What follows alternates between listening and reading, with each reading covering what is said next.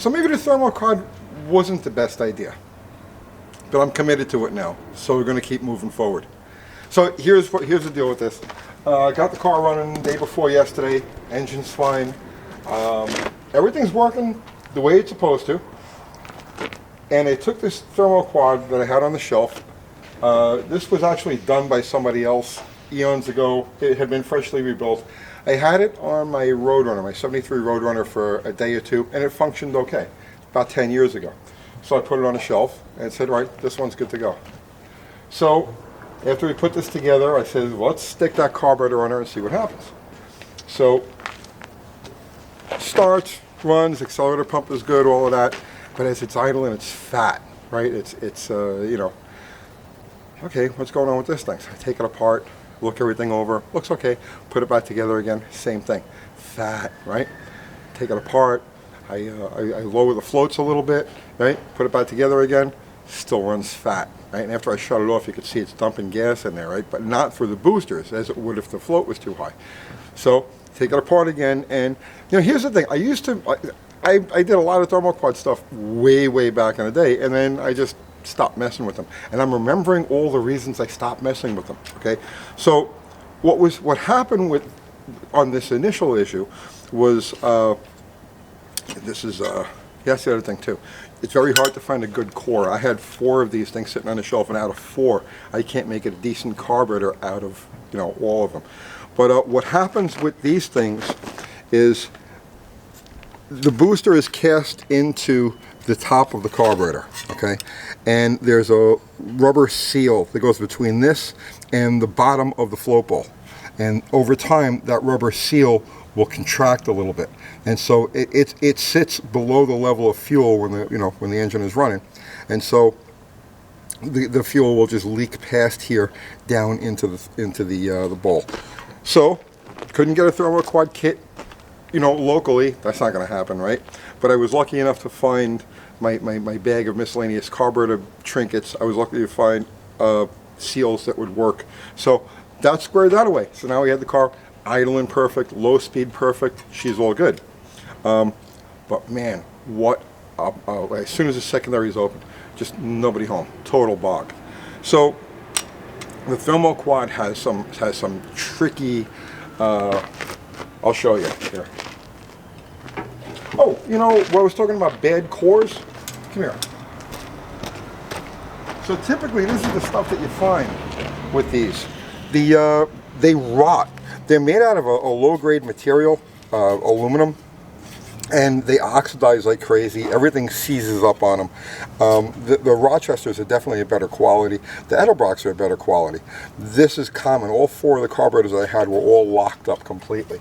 And then when you get to the bowls, the notorious phenolic resin float bowls, this is a common thing where they'll just crack out for no apparent reason. And this wasn't due to over tightening. This just cracked out. And then another thing that happens with these is these little wells go under the main jet, the primary jets, and they're epoxied in place. Well, when you take these things apart, sometimes they'll just literally be laying there in the base plate.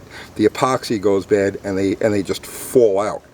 So if you are going to screw around with a Thermoquad, you might want to like break these out, JB it, put it back together again with fresh epoxy, so you know it's going to be good. But those are common.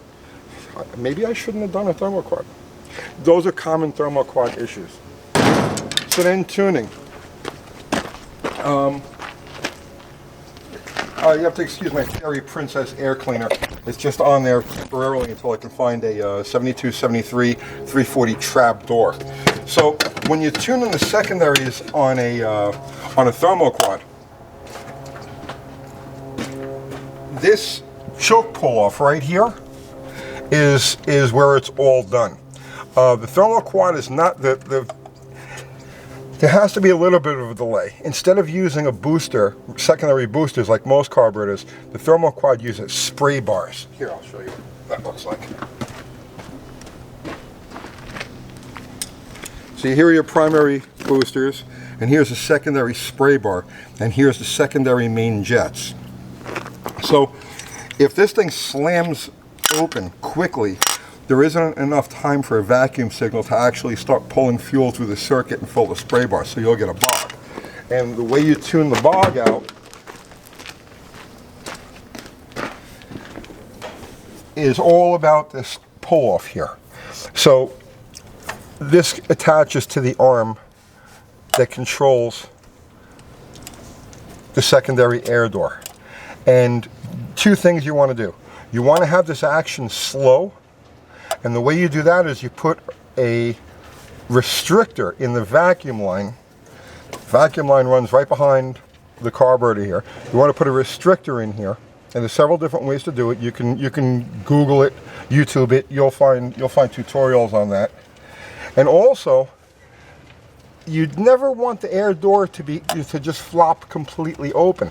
There's a limiting factor in here, and that limiting factor is through bending this little S right here. So if you're getting too much, if the engine is lean, if you got too much air door, you can actually shorten it up a little bit to have the air door not open completely.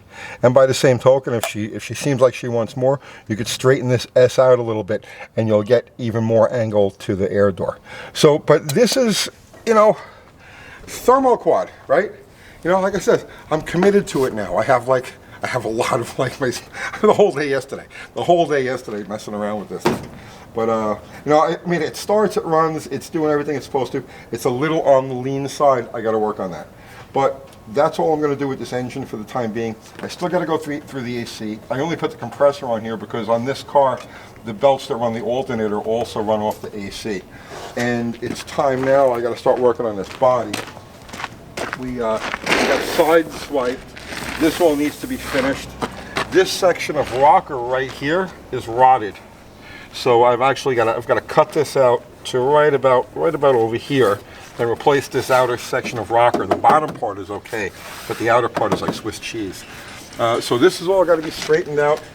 And then I've got rust issues over here at the seam, which is very common on these cars.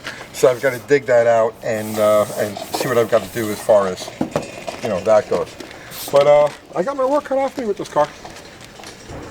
But we're moving forward. For right now, I got to put this thing aside because this coming Saturday we're taking Bottle Rocket out to the track, and I got a few things to do on her, and I got to get the tow rig ready to go too. So I'm back at it. See you tomorrow.